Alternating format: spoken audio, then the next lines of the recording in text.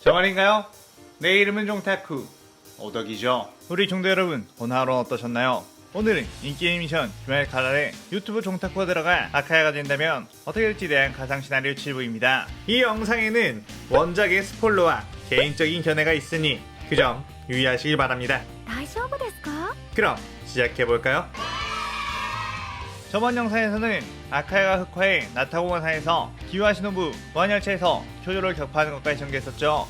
저번 영상을 보지 않으신 분들은 보고 오신 게 이 영상을 이해하고 즐기는 수월하니 보고 온 거 추천드리고요. 이 가상 시나리오 콘텐츠는 원작의 고증을 차지했다에가는 매끄러운 진행이지 않기 때문에 어느 정도의 설정으로나 능력치 보증은 이해해 주셨으면 좋겠습니다. 그럼 오늘의 가상 시나리오 시작하겠습니다. 요시와라 유곽에 숨어 인간들을 몰래 잡아먹으며 힘을 키워온 상현육 타키.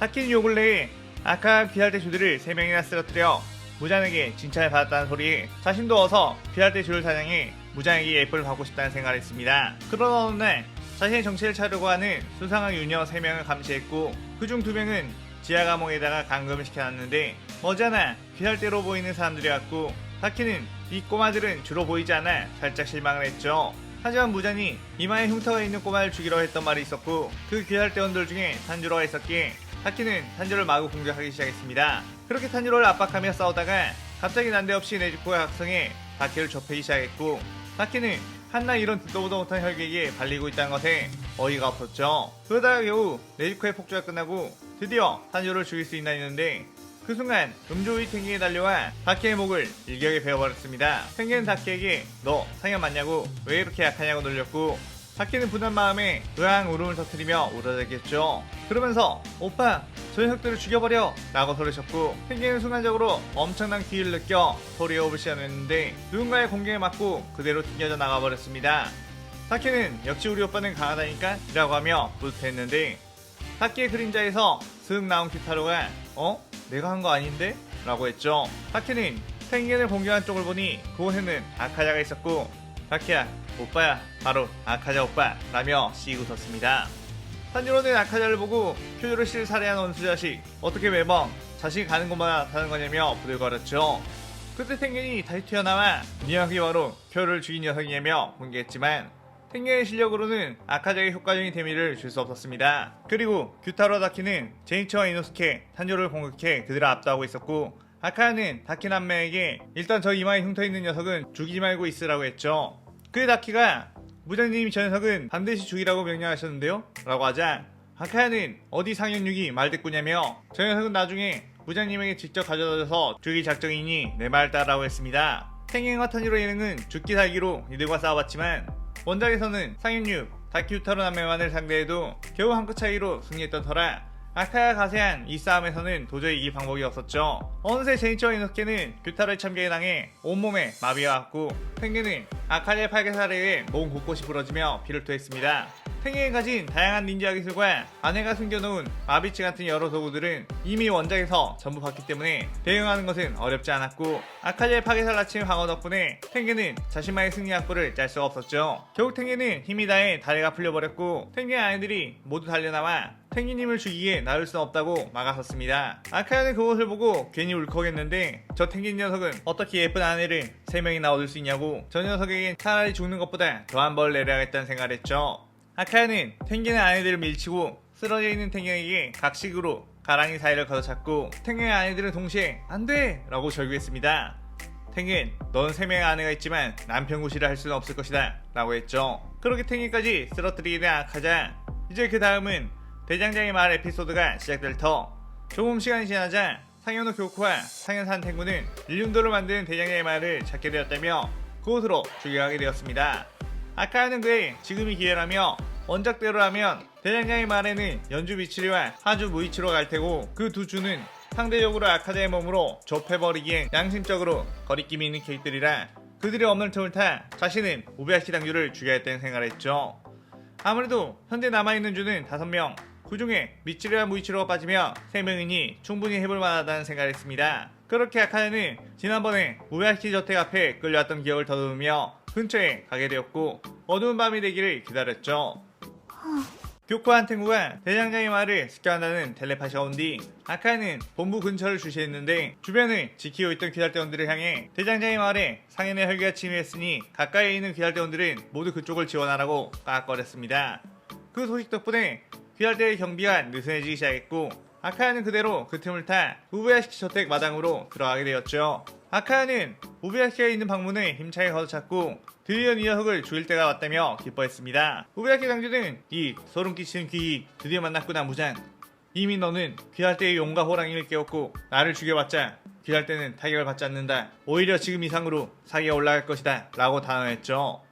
그리고 네가 죽으면 혈기는 모두 사라지니 너는 평생 영원한 사람의 마음이란 걸 알 수 없을 거다 라고 말했습니다. 아카야는 뭔 개소리를 하냐고, 난 무잔이 아니고 상현사 아카자라고, 너 사실은 강한 혈기를 단 한 번도 만나보지 못했구나 라고 비아냥거렸죠. 우부야시키 당주는 현재 눈이 안 보이는 상황이었고 처음 보는 기기에 당연히 무잔인 줄 알아 무장에게 원작에서 했던 대사를 그대로 했던 거였습니다. 네 녀석 때문에 난 해피엔딩을 못 누리게 되었었다. 뭐 한 번쯤은 혈기가 승리하는 결말도 재밌겠지 라고 하며 그대로 뛰어가 우부야시키 당주의 심장을 주먹으로 내질렀고 우부야시키 당주는 그대로 쓰러지게 되었죠. 당주가 죽었다는 소식이 까마귀들을 통해 퍼지게 되자 수많은 귀할대원들은 절망했고 아카야는 씩 웃으며 이거 뭐 마음먹고 혈기에 이해하니까 쉽구만 이라고 생각했습니다. 그런데 그 순간 철퇴가 날아와 아카야를 공격했고 아카야는 그 철퇴를 막았지만 엄청난 파워에 밀려나가 담장과 함께 무너졌죠. 아카야는 가드했던 팔을 다시 재생하며 그쪽을 주시했는데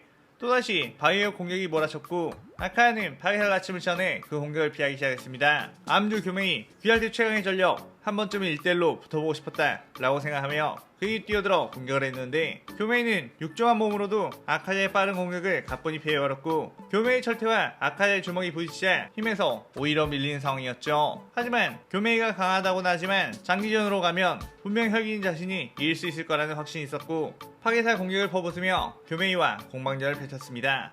하지만 그때 뒤쪽에서 바람의 호흡이 날아와 아카야의 등을 베어버렸고 아카야는 황급히 뒤로 빠졌는데 풍주 사이미가 드디어 이 녀석을 만나는구나. 감히 당주님을 죽이다니 널 찢어 발겨주겠다 라고 했죠. 혈기사냥에 특화되어 있는 사이미까지 가세히 싸우다 보니 생각보다 너무 빡셌고 타마르흡스에 강해진 것으로 충분히 주들을 이길 수 있을 거라고 생각했지만 어느새 사네미와 교메이는 반년까지 발현해 싸웠기에 벅찬 상태였습니다. 그리고 곧이어 사조 오바네까지 뛰어왔기에 이대로 가면 필시 아카자는 주들에게 패배하는 그림이 나올 거라고 생각했죠. 사네미는 아무리 기고만장해도 유분수지 네 녀석 혼자서 귀할대 본부에 쳐들어오다니 죽고 싶어서 환장을 한 모양이로구나 라고 했습니다. 그런데 그 순간 얼음창들이 날아와 주들을 공격했고 아카야는 이건 네 녀석이 배신이라도 하는 줄 알았겠냐 아슬아슬했다잉 라고 했죠. 그의 상현이 도마가 호호 제가 아카자 공을 왜 배신하겠나요? 친한 친구의 부탁인데 당연히 와야죠 라고 했습니다. 아카야는 미리 도마에게 연락해 귀할대 본부의 위치를 알려줬고 강한 주들과 한바탕 붙게 될 텐데 도와달라고 했었죠. 도마는 그대로 얼음 혈기술로 주들을 공격했고 아카야 역시 다시 힘을 내어 그들을 압박했습니다. 도마가 적일 때는 귀찮고 번거로운 존재였지만 같은 편으로 활용하니 엄청나게 든든한 전투원이라고 느낄 정도의 활약을 해줬죠. 도마의 미세한 냉기열정 덕분에 귀할대 검사들이 근접전을 할 수가 없었고 아카자와 도마는 원거리 공격이 가능했기에 일방적으로 주들을 공격할 수 있었습니다. 그런 싸움이 지속되자 사이미는 자신의 피를 도마 아카자 쪽에 뿌렸고 그들이 자신의 희열을 취해버리길 기다렸죠. 하지만 어쩐지 아카자와 도마는 멀쩡히 공격을 재개했고 사이미는 희열이 통하지 않는 것에 당황하기 시작했습니다.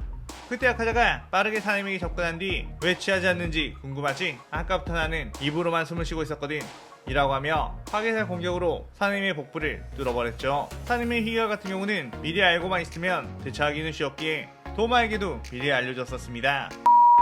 도마는 무빙수련보살을 시연해 교메이와 오바나이를 압박했고 얼음보살의 힘은 교메이보다도 더욱 강했기에 그를 힘으로 눌러버릴 수 있었죠. 점점 지쳐가는 오바나이와 교메이 도마는 얼음 혈기술을 시연해 그들의 테러를 뾰족한 얼음들로 막았고 아카야는 파괴살 종식 천은난장관을 시연했습니다. 그렇게 쏟아지는 수천가의 주먹은 오바나이와 교메이를 동시에 밀어버렸고 그들은 뒤로 밀리다 도마의 얼음으로 인해 몸이 꿰뚫리고 말았죠. 아카야는 이제 너네 귀할대는 끝이라며 최후 일격을 날렸고 그렇게 교메이와 사nem이 오바나이를 격파하게 되었습니다. 대장장이 말을 갔던 교코와 한텐구는 비록 그곳에 있는 귀할대 검사들에게 대치를 당했지만 아카자에 의해 귀할대 본부가 파괴되고 부브라시키 가문이 멸망했으니 이제 귀할대는 모든 힘을 잃게 됨을 확신했죠. 그 소식을 들은 무자는 크게 기뻐했고 이번 귀할대 개멸에 가장 큰 공을 세운 아카자를 무한성으로 불러들였습니다. 무자는 아카자에게 칭찬 아끼지 않았고 이제 자신을 방해하는 녀석들이 없으니 태양만 극복하게 되면 모든 게 끝이라고 했죠. 아카야는 제가 꼭 그 방법도 찾아보겠다며 자신있게 말했는데 무자는 뭐 그럴 필요까지는 없다며 이미 자신은 그 방법을 찾을 수 있을 것 같다고 했습니다. 아카야는 무자의 그 말이 살짝 불안한 느낌으로 다가왔고 순간 무자의 촉수가 아카야의 몸에 꽂히기 시작했죠. 아카야는 무자님 이거 왜 이러세요? 라고 했고 무자는 넌 내 저주를 벗어난 혈기 타마를 흡수했구나. 그녀는 엄청나게 똑똑한 인물. 그 아이를 흡수하면 나는 그녀가 가진 이 세상의 모든 지식을 얻게 되어 태양을 극복할 방법을 찾을 수 있다 라고 했습니다. 무자는 지금껏 자신이 본 가장 똑똑한 혈기인 타마를 찾고 있었고 그녀를 흡수해 직접 천재적인 머리로 태양을 극복하는 약을 만들려고 했었죠. 자신의 뇌가 5개이긴 하지만 근본적으로 멍청한 토니 때문에 태양을 극복할 방법을 찾지 못한 상황이라고 생각했었고 어차피 기다릴 때도 개멸시킨 마당에 상현의 일기가 굳이 필요하겠냐는 생각을 했던 무잔이었습니다. 아카야는 젠장 이번에도 또 이렇게 대신 당한 건가? 이대로 이 시나리오는 끝인가? 라고 분통했죠. 무잔의 무의식 속 무잔의 영혼은 너 누구냐? 라고 물었고 종타쿠는 뭐야? 내 영혼은 그대로네? 라고 생각했습니다. 그러다 종타쿠는 씩 웃었고 잠깐 이거 이대로 무장의 몸을 잠식해서 무장이 되어버린 것도 재밌겠는데? 라고 했죠. 무자는 내 몸에서 당장 나가라 인간 이라고 화를 냈지만 종타쿠는 자 이번엔 너의 몸을 내놓아 보실까? 라고 하며 이 시나리오가 끝이 나게 됩니다. 자 이렇게 아카자 빙의 시나리오가 전부 끝이 나게 되었습니다. 아카자의 시나리오는 사실상 아카자에게는 배드엔딩으로 끝나게 되었지만 후속편에 곡선을 깔아두며 다음 편부터 새롭게 전개될 시나리오를 예고하는 색다른 방법을 사용했어요. 아무래도 빙의 시리즈는 자유도가 상당히 높기에 이런저런 여러가지 막장 전개를 해볼 수 있다는 점이 장점인 것 같습니다. 오늘의 가상 시나리오에 대한 감상평 많이 남겨주시고 다음 무전 종타쿠 시나리오도 많은 기대 부탁드려요. 오늘 영상 즐겁게 보셨다면 구독, 좋아요, 알림 설정 누르는 거 잊지 마시고요. 그럼 오늘은 이만 사요나라.さようなら。